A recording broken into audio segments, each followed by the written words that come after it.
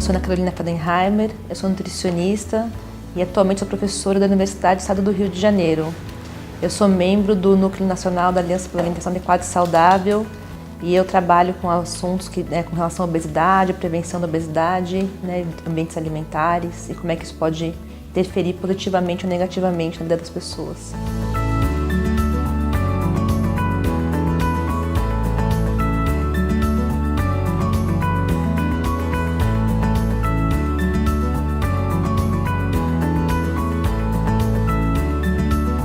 Então hoje no Brasil o que a gente percebe é que a gente tem cada vez ambientes menos saudáveis, né? É difícil hoje conseguir comer saudável.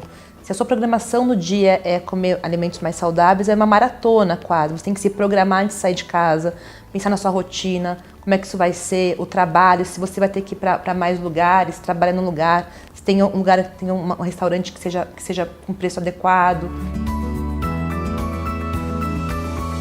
Hoje no Brasil, a educação das crianças é uma obrigação, né? Os pais são obrigados a mandar os filhos à escola, então a gente tem um sistema de ensino em que elas têm que passar ou parte do dia ou o dia inteiro na escola. E a escola pode sim ser um lugar que promove uma boa alimentação, então desde a questão da educação alimentar e nutricional, no currículo escolar, de superpassar como um tema ao longo da educação formal, e também na oferta de alimentos saudáveis na escola. Hoje o que a gente percebe é que há um esforço do poder público de promover uma alimentação saudável, né, nas escolas públicas, mas ao mesmo tempo tem cantinas escolares que não são saudáveis ou que vendem alimentos não saudáveis. E aí é um dilema, né? A professora fala na sala de aula que é importante comer alimentos saudáveis e quando o aluno sai da sala de aula e vai para comer alguma coisa na cantina ou na escola que os pais mandam, aquilo não é saudável. Então a prática na escola necessariamente não é igual a um discurso que a escola prega quando vai educar as crianças hoje. Então a gente tem um dilema aí. E como é um espaço que ela passa parte do dia, ou meio turno, ou um turno integral, é um ambiente super importante de você fazer tanto o discurso e a prática educativa, mas também a prática da alimentação como parte educativa de uma boa alimentação. Os hábitos se formam na infância e se a escola oferta mais frutas e legumes, é muito mais fácil que a criança consuma quando for adulto ou adolescente esses produtos. Se a escola é um lugar em que a cantina escolar, que a venda dos alimentos é baseada em produtos ultraprocessados como refrigerantes, doces, balas, chicletes, salgadinhos, né, isso vai interferir, porque a oferta está lá, a criança é exposta ao marketing, é exposta àquilo como um produto importante, a dar valor àquilo. Então é importante que a escola se proteja. Como ela protege hoje, por exemplo, de drogas, de armas, de álcool, ela também deveria proteger da alimentação, né, para ser adequada e saudável. Tem uma lei no Brasil hoje que garante que 30% dos produtos da alimentação escolar tem que vir da agricultura familiar. Para que isso? A ideia é que a gente consiga promover a compra de frutas, verduras, legumes, tanto alimentos in natura, que são mais saudáveis, como alimentos que são próximos daquela região. Então essa articulação ela tem dois papéis muito importantes. Um que é realmente ter alimentos básicos na escola, frescos, de qualidade, e a segunda questão é que a gente promova a cultura alimentar local. Então quem vive em São Paulo, por exemplo, consome alimentos que são produzidos em São Paulo, como no Rio Grande do Sul, no Mato Grosso, no norte do país, ter produtos que são ligados à cultura daquele local.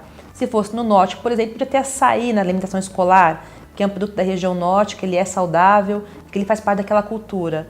Então hoje a ideia é fazer uma articulação. E o terceiro ponto é conseguir transferir recurso financeiro do Estado brasileiro para a agricultura familiar. Então garantir a compra dos produtos do pequeno produtor para que ele também consiga manter, ter uma garantia de compra de safra, ter produtos que são interessantes para a escola. Mas o que a gente percebe é que desde 2009 a lei faz 10 anos e muitos municípios não conseguem implementar a lei. Então isso é uma questão super importante, o quanto que essa lei realmente está colocada na prática. Tem ótimas experiências no Brasil de municípios que conseguem comprar, mas muitos, como os grandes municípios, como o Rio de Janeiro e parte de São Paulo, eles não conseguem ainda dar conta de comprar esse montante da agricultura familiar. E é importante que os pais tenham a participação tanto no Conselho da Alimentação Escolar, para exigir que a lei seja cumprida, como também na questão do apoio às escolas, no que elas ofertam de alimentação para as crianças. Acho que hoje os pais eles têm que ter consciência de que a alimentação na escola ela é sim um fator importante, um fator educativo preponderante. O que a gente vê hoje é que os pais, quando escolhem uma escola particular, por exemplo, eles não vão escolher pelo cardápio da escola, ou poucos pais têm essa preocupação. Os pais escolhem pela questão do preço da escola, a proximidade de casa, questão pedagógica, o turno da escola. E a questão da alimentação ela é quarto, quinto, sexto ponto que os pais vão levar em consideração. Então isso é a primeira questão, né? Se a escola oferta alimentação, se ela é particular, se os pais levam isso em consideração, veem os cardápios, cobram e sabem o que está sendo oferecido. E a outra questão é como é que os pais montam as lancheiras que vão para a escola. Será que os pais procuram alternativas que são mais saudáveis? Ou eles mesmos acabam mandando os alimentos ultraprocessados na lancheira? E aí por vários motivos, ou porque é mais fácil, é mais prático, porque os pais também se veem, os filhos pedem para os pais acabam oferecendo, porque a propaganda ela é muito forte, né? Ela influencia os pais, influenciam crianças, então tudo isso é um processo que é muito complexo. Não basta só a escola ofertar, a família tem que fazer parte, mas também não é só a família, né? Tem que ter uma relação entre crianças, comunidade escolar e os pais para ter uma compreensão de que esse processo ele não é único de um dos 3 pontos desse processo. Todo mundo pode colaborar com ele e garantir a melhor alimentação das crianças.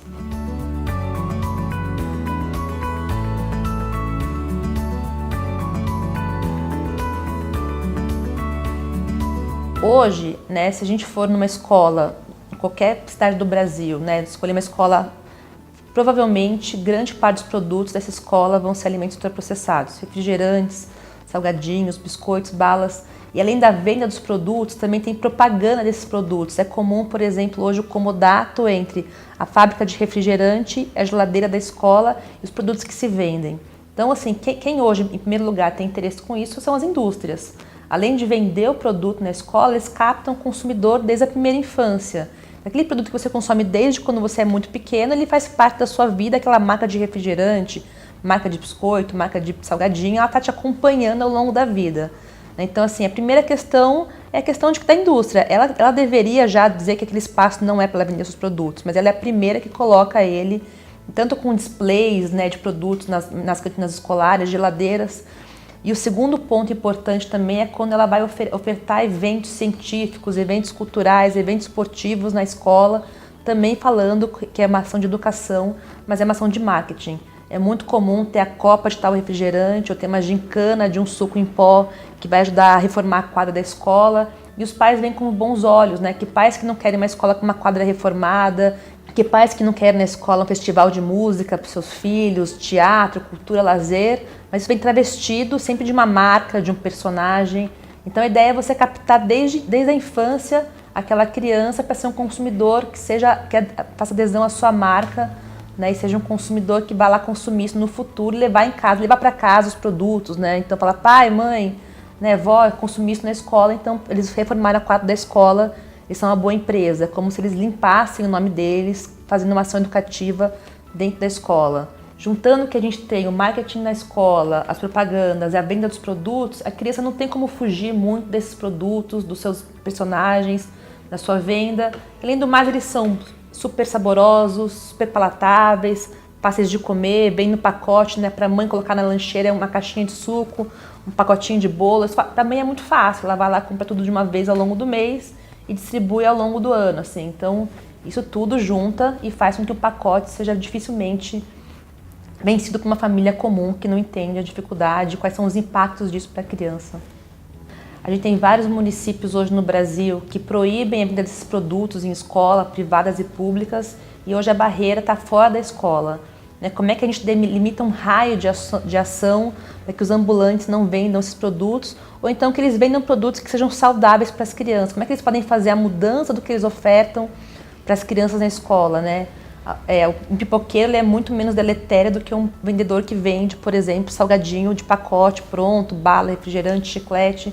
Então, quais são as possibilidades que um ambulante hoje pode ter para poder vender produtos na porta da escola, já que ele depende disso para sua renda? A gente está no momento da crise financeira, a gente não pode também tapar e ignorar essa questão, mas tem que ter um debate muito claro de quais são as possibilidades de produtos que ele poderia vender na porta da escola, né? Ou então, alguns países, por exemplo, eles têm um raio, né, como a gente no Brasil hoje, a gente não pode ter bares, né, a tantos metros de uma escola, tem leis, por exemplo, que fazem um raio de produtos também que não podem estar ao entorno da escola, né, que você evita, né, a saída da escola, o espaço muito próximo. Então a ideia é ou ter um debate sobre o que eles vendem, ou no segundo momento, se isso não for possível, realmente delimitar um raio ao redor da escola que não permita o contrabando de produtos para dentro da escola, né? Porque o que a gente não quer é que a lei seja burlada.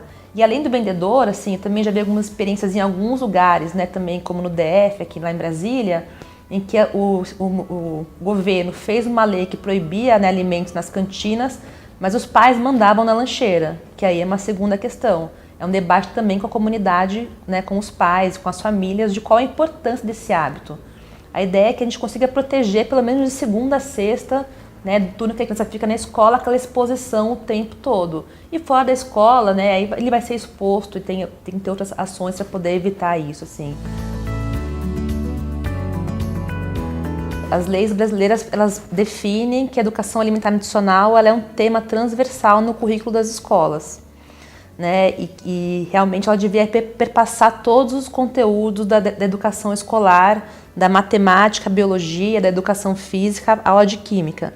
O que acontece é que muitas vezes ele fica restrito, por exemplo, à aula de biologia, educação física, ele acaba não sendo incorporado, né, em temas que poderiam discutir, por exemplo, água e geografia, questão de história, a questão da cana-de-açúcar no Brasil, da nossa herança açucareira, a questão de poemas que falam de comida na língua portuguesa, mas assim, ainda é muito incipiente de como as escolas e como a educação trata a alimentação ao longo do dia. E é uma questão importante, porque a gente fala de álcool, fala de drogas, fala de sexo, e alimentação que passa a ser uma questão de 3 vezes por dia, todo mundo se alimenta. As escolas hoje deveriam ensinar, inclusive, os jovens a cozinhar, porque isso daria uma emancipação gigantesca na vida adulta. O que acontece é que os jovens não vão para a cozinha, vão cada vez menos, cada vez ficam mais restritos, né, a sua capacidade de alimentação, de produzir alimentos, de escolher o que vão comer, e quando são adultos ficam reféns da indústria.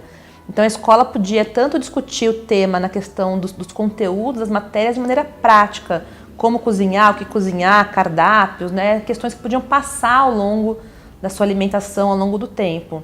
Mas a educação ela é sim feita, por exemplo, com os cardápios das escolas públicas. Quando uma escola pública propõe um alimento novo, propõe um alimento que não faz parte do componente alimentar da casa da criança, ela também está propondo experimentação, possibilidades. Então ela faz isso num sentido, mas ela ainda é muito aquém do que a gente gostaria, do que a escola poderia fazer como potência na educação das crianças. Acho que a questão educativa ela é uma questão importante, então a gente tem 2 ações muito importantes. Uma é regular o espaço, é realmente evitar a mega exposição de crianças, né, a alimentos ultraprocessados, alimentos prontos para consumo. E o segundo ponto importante que tem que ser aliado a isso é como é que as famílias são colocadas nesse processo, né? É evitar, por exemplo, a escola não vender os produtos e os pais mandarem, os pais reivindicarem ou discutir, ou então virem com um discurso sobre liberdade de escolha, de expressão na escola, entendendo que a alimentação ela é elemento-chave, né? E se uma criança não vai consumir aquilo, todo mundo devia não consumir. Mas é importante, sim, né, a escola fazer um contraponto, um diálogo com os pais, isso é fundamental. Até porque a educação na escola é uma parte do processo. Na fase adulta, né, o mundo do trabalho é o espaço que a gente passa a maior parte do nosso tempo.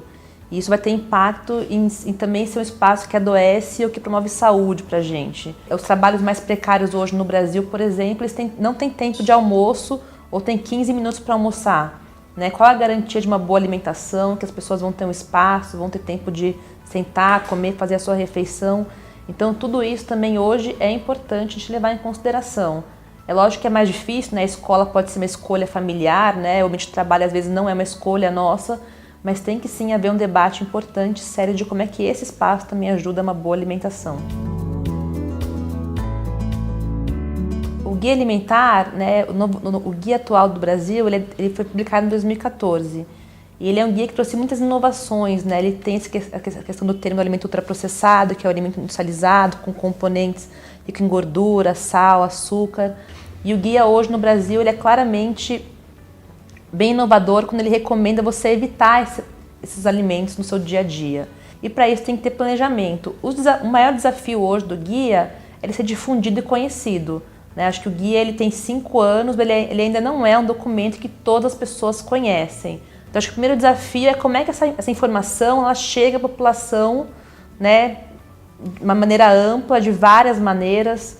Então ele devia estar em escolas, em hospitais, serviços de saúde, assistência social, todos os serviços possíveis hoje tinham que ter um guia, as pessoas folhearem. A segunda são ações de mídia, né, para explicar o guia, o que ele está propondo e como é que as pessoas podem incorporar isso na sua vida. Então, como é que hoje as escolas, locais de trabalho, os hospitais, até o transporte público, por exemplo, né, a gente tem televisão no transporte público hoje. Quando que a televisão hoje tem uma ação de mídia social, tem uma ação de saúde para as pessoas, ou ela mais propagandeia produtos, ou propagandeia, né, notícias, fofocas e questões importantes. Então tem muito espaço hoje que a gente não consegue utilizar ainda para chegar a informação para as pessoas. E do outro lado, como é que o poder público usa isso para ter leis, portarias, regulamentações também que coloquem isso na prática e garantam sim ambientes mais saudáveis. Porque pensando no ambiente alimentar, né, que é uma questão que o guia traz muito fortemente, como eu falei no começo, eu posso ter um ambiente que ele é totalmente promotor de saúde. Eu podia ter em São Paulo, por exemplo, fontes de água potável ao longo da cidade, né, que a Sabesp podia implementar bicas de água, porque eu sei que aquela água é potável e ao longo do dia eu carrego a minha garrafinha e vou enchendo de água. Isso é uma ação que é super simples, barata e que podia ser feita pelo Estado, né, não teria um custo tão alto. Mas é mais fácil encontrar uma latinha de refrigerante no caminho do que encontrar uma fonte de água. Ou então até as feiras livres, né, os sacolões, varejões, como é que eles chegam mais longe na cidade, nas regiões mais distantes. Né? Hoje em dia, quem mora no centro tem mais facilidade de encontrar as coisas. Quanto mais distante do centro, que eu moro na periferia, né, e não é só em São Paulo, em todas as cidades do Brasil, quanto mais periférico, menos acesso a esses produtos. Então, quer dizer, não basta ter uma boa recomendação se a ação pública também não age no mesmo sentido e não apoia isso. Né? E por último, preço. Também não basta ser saudável e custar super caro. Né? E hoje no Brasil ainda é mais barato comer alimentos in natura, arroz, feijão, carnes, frutas, mas isso está mudando. Né? Os alimentos estão ficando cada vez mais baratos, ultraprocessados, e vai ter uma inversão de preço muito em breve. E aí até para quem é mais pobre hoje vai ser muito mais barato se alimentar com produtos prontos, como já é em vários países do mundo. E quando essa inversão chegar, nós vamos perder o hábito de cozinhar, perder a prática alimentar, perder o hábito de sentar à mesa e vamos economizar dinheiro comendo ultraprocessado. Então tem que ter uma ação pública hoje muito forte, né? É uma questão econômica, uma questão que vai impactar não só a saúde como a economia, como o país como um todo, de fazer um investimento para que isso seja colocado em prática e ter ambientes que ajudem a gente a fazer boas escolhas e não ter o ambiente que me ajude a fazer a má escolha. Né? Porque é muito fácil hoje fazer a má escolha. Como é que eu posso mudar isso, né, para ter uma escolha saudável? E a água é um ótimo exemplo, mas eu posso ter exemplo de frutas, de verduras, de comida pronta. O que a gente mais pede no Brasil hoje, por exemplo, são restaurantes populares. O Brasil vem desinvestindo nisso, espaço onde comer comida de verdade é barato e de boa qualidade. São R$1, R$2. Isso tem se perdido no Brasil como um todo. É uma ação importante, ajudaria no nosso ambiente. Então, assim, tem que ter uma ação direta e franca, tanto em escolas, locais de trabalhos e para a população como um todo, para garantir uma boa alimentação.